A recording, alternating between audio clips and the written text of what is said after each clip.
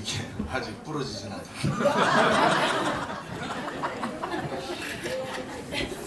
아, 대단하십니다.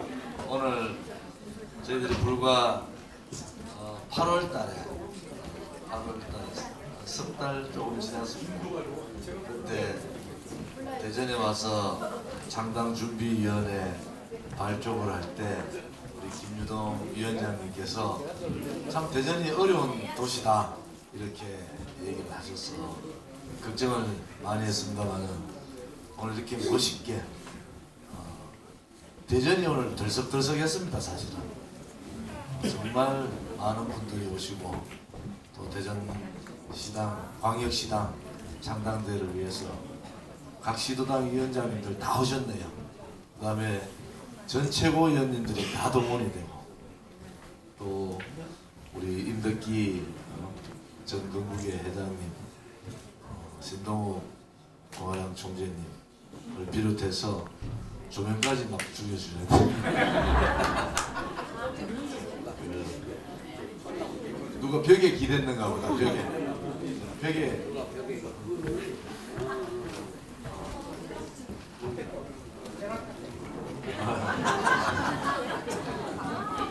물건이 더 미남입니다. 대전 진짜 자주 와야 되겠습니다. 대전 오니까 뭐 여러 가지 웃을 일이 있어서 참 좋습니다.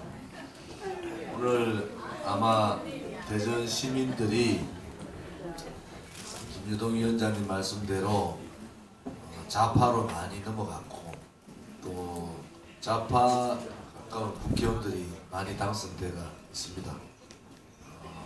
대전이 대한민국의 중심 도시로서 우리가 빨리 좌파 도시에서 우파 도시, 진실의 도시, 정의의 도시로 만드는 것도 대한애국당밖에 없는 것 같습니다. 제가 연설 때 말씀드렸지만은 대한애국당의 분열, 또 대한애국당의 확장, 대한애국당이 더 큰 정당으로 가는 여러 가지 계기들이 있었습니다. 그럼에도 불구하고 그런 큰 과정에서 여러 가지 일들이 전개되고 있는데 그것은 결국은 문재인 씨 좌파 독재 정권을 도와주는 거다. 그리고 당의 분열은 여러분들 오늘부터 유튜브를 보시는 해외 동포분들이나 외국 국민들이나 오늘 참석하지 못한 우리 당원들은 정말 만약에 대한애국당이 없었으면 어떻게 됐겠습니까? 박근혜 대통령은 누구도 거론하지 않을 겁니다. 만약에 대한애국당이 원내 정당이 아니었으면 박근혜 대통령을 이렇게 많은 분들이 조직적으로 매주 태극기 집회를 하면서 이렇게 국민들한테 알릴 수 있었을까? 지금 대통령께서는 40일, 법정 투쟁은 46일, 그 다음에 아무도 만나지 않은 지가 40일이 가까이 됐습니다. 그것은 무엇을 의미하느냐? 저는 많은 걱정을 합니다. 사실은 혹여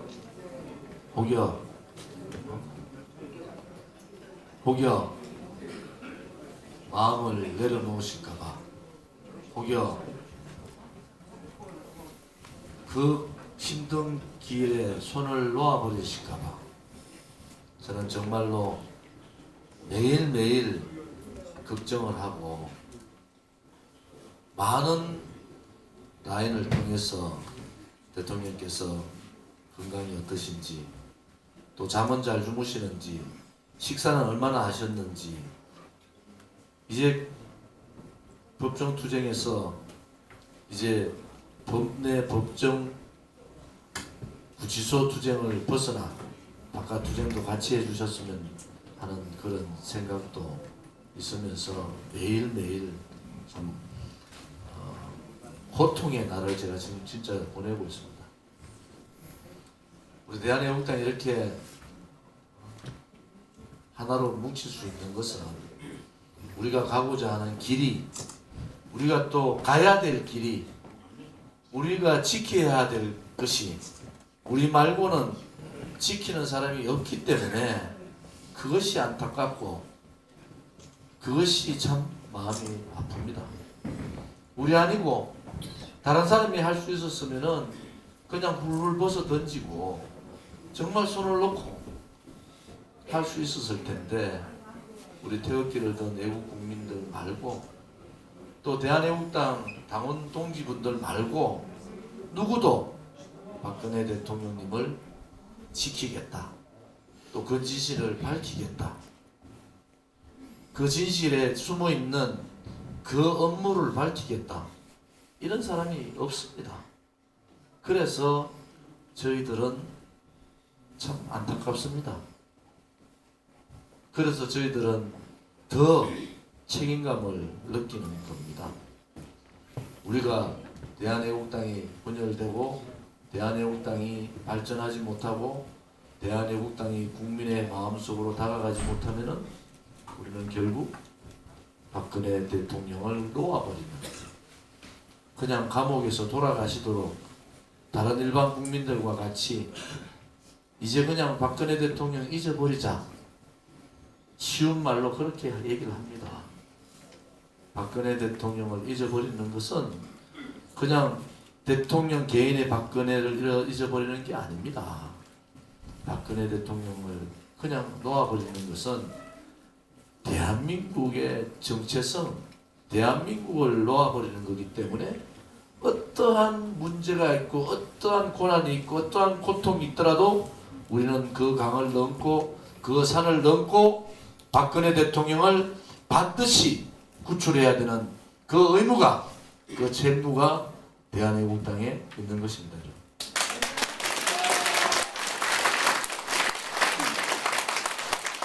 우리는, 인간은 망각의 동물이라 그러죠.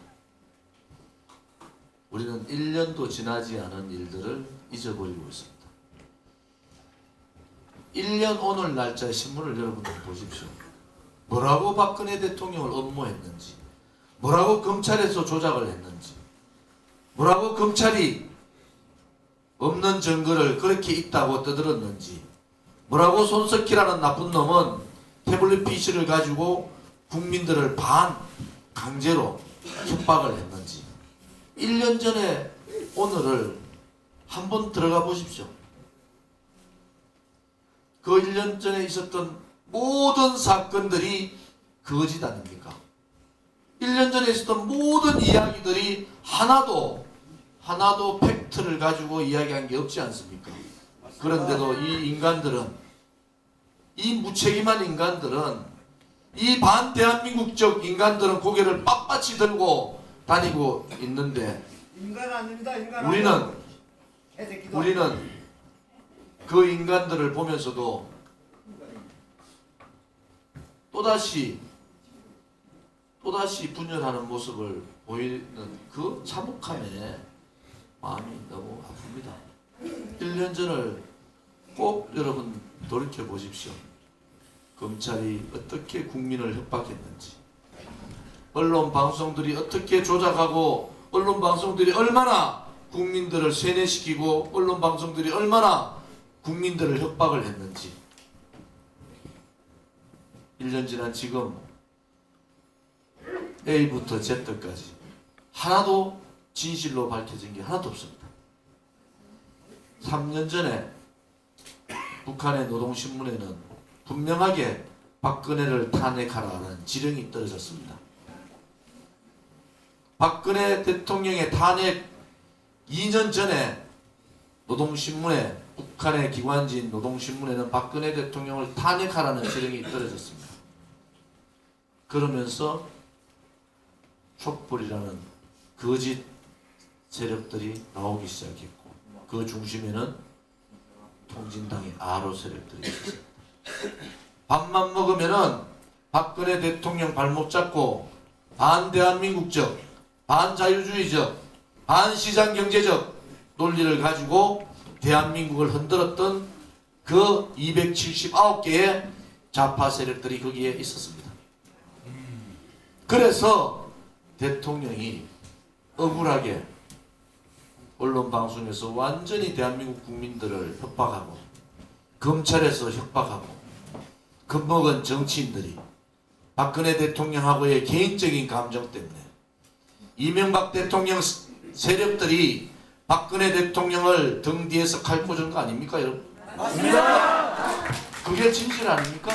맞습니다. 우리가 1년밖에 지나지 않았는데 그 반대한민국 반자유주의 세력들이 뻗어시 고개를 들고 뻗어시 대한민국을 할부하고 적폐청산이라는 빨간 완장을 차고 대한민국을 뒤흔들고 뿌리를 뽑고 우파를 죽이고 있는데 대통령은 투쟁에 들어간 지 46일째가 됐는데 또다시 우리끼리 싸워야 됩니까? 그 대의보다도 더 큰 대의는 없는 겁니다. 맞습니다. 우리가 아니고 대한 세력이 있으면은 저는 그것은 충분하다고 봅니다. 그런데 대한애국당 말고는 대한 세력이 없습니다. 맞습니다. 그래서 우리는 모든 것을 가슴으로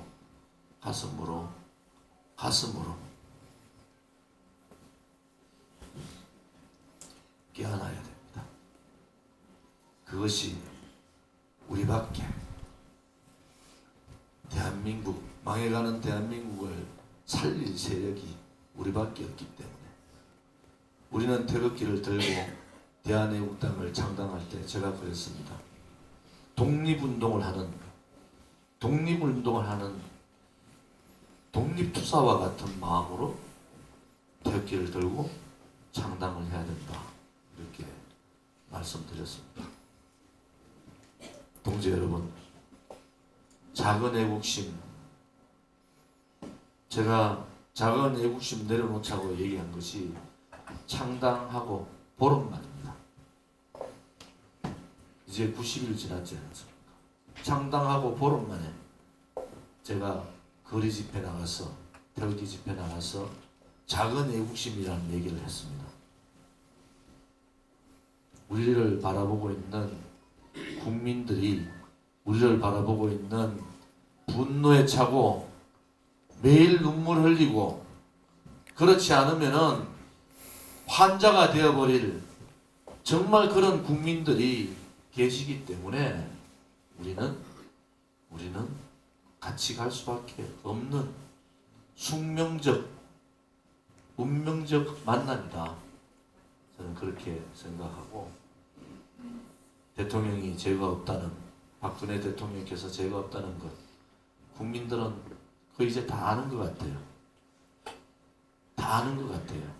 그러니까 검찰이 증거될 것이 없으니까 뇌물죄, 제3자 뇌물죄, 경제공동체까지 하다가 안 되니까 묵시적 청탁까지 갔습니다. 그것도 안 되잖아요. 그러니까 국정원에 있는 특수활동비를 꺼낸 겁니다. 이것은 법이 아닙니다. 이것은 그냥 박근혜 대통령 보고 그냥 감옥에서 그냥 조용히 사라져 달라는 거 아니겠습니까? 좌파들은? 그런데 박근혜 대통령 감옥에서 조용히 사라져 달라. 그러면 대한민국은 어떻게 됩니까? 박근혜 대통령 그분의 한 분의 문제가 아니고 대한민국은 어떻게 되겠습니까? 적폐완장을 차고 주사파가 중심이 된 저 청와대가 아닌 정화대에서 그들이 생각하는 또 다른 대한민국, 자유민주주의 국가가 아닌 민중민주주의 국가, 더 나아가서 연방제를 통한 사회주의 국가로 가고자 하는 그들의 뜻대로 한 발 한 발 나아가는 겁니다. 총리를 몇 번 했던 분이 과연 이 박근혜 대통령의 탄핵의 진실을 알고 있느냐? 박근혜 대통령께서 현직 대통령인데도 왜 대한민국의 혼란을 막기 위해서 법을 믿고 법치를 믿고 사주로 왔는 그것을 알고 있는가? 그것을 알면서 얘기했다 그러면은 그 사람은 정말 나쁜 사람입니다. 그것을 모르고 얘기했다 그러면은 입을 닫아야 됩니다. 맞습니다. 만약에 보건 총리가 그 망언에 대해서 해명하고 사과하지 않으면은 대한애국당은 특단의 조치를 취할 수밖에 없다는 것을 분명히 얘기합니다. 좌파들한테는 민노총이나 정교정 좌파들한테는 말 한마디 하지 못하고 우파 국민들을 그렇게 우습게 보는 그러한 썩어 빠진 정신 나간 그러한 대한민국의 원로는 없습니다. 이제는 우리 우파 중에서도 대한애국당이 얼마나 무서운 당인가를, 얼마나 행동하는 당인가를 우리는 분명하게 보여주겠다는 것도 말씀드리겠습니다.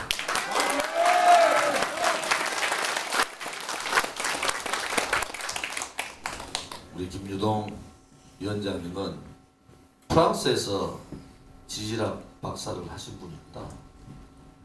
여기 대전에 대덕단지의 연구원에서 연구위원으로 교수로 계셨던 분입니다. 이분이 투쟁을 얘기하고 이분이 대한민국에 이 길거리로 나오리라고 누가 생각했습니까?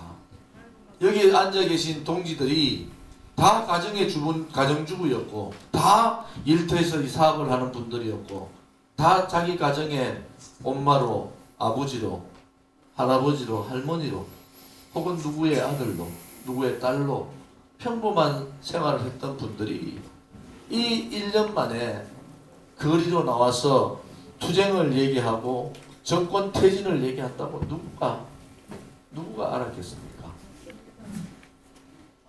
그것이 대한민국의 지금의 현실입니다.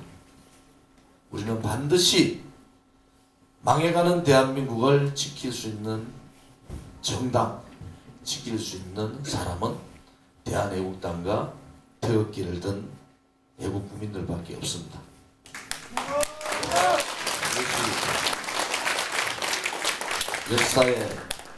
역사의 현재를 살고 있는 역사의 한 지점에서 우리한테 주어진 우리의 운명이고 우리의 역사적 책무입니다. 그래서 우리는 당당하게 나뿐만이 아니라 내 가족을 위하고 나의 아들, 딸, 사랑하는 손자, 손녀를 더 나아가서는 대한민국을 위해서 모든 것을 버리고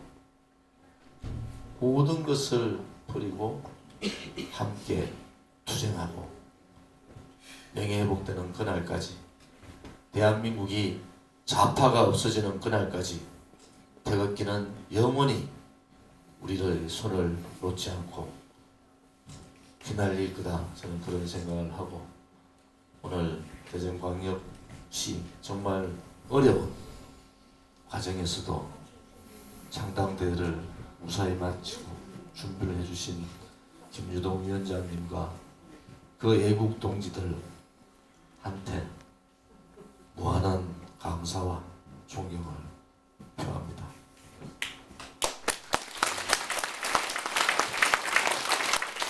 대한민국이 다른 정당은 5개, 6개만 형식적으로 창당대회를 하는데 우리는 창당대회 우리가 가장 어렵다 하는 호남지역, 광주, 전남, 전북, 제주도만 빼놓고 오늘부로 나머지 지역은 12개 지역의 창당대회를 마치는 겁니다.